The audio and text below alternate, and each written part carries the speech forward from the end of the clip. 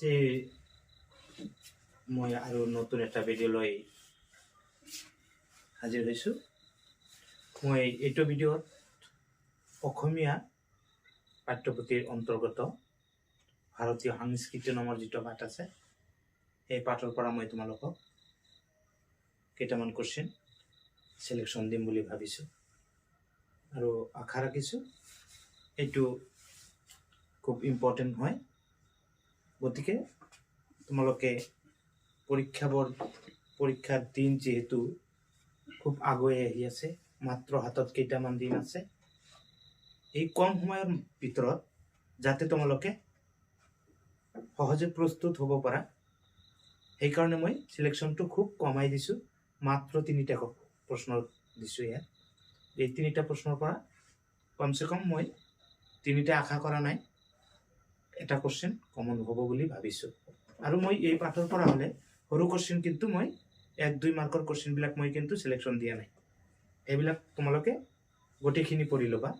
মই জাষ্ট 3-4-5 মাৰ্কৰ ভিতৰত যিবিলাক প্ৰশ্ন আছে তাৰ পৰা কেইটামান কুৱেশ্যন বাছি লৈছোঁ।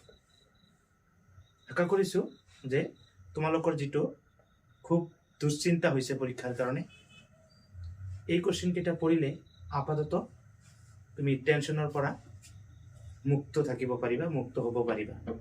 আৰু অকল মুক্তই নহয়, পৰীক্ষাটো তোমালোকৰ ভাল ফলাফল হ'ব বুলি মই আশাবাদী। আজি মই ভাৰতীয় সংস্কৃতি নামৰ পাঠৰ যিকেইটা কুৱেশ্যন চিলেকশ্যন কৰিছোঁ, সেই কুৱেশ্যনকেইটা তোমালোকে আমাৰ স্ক্ৰীণত দিয়া হ'ব, তাৰ পৰা চাই ল'বা আৰু ভালকৈ সাজু হ'বা।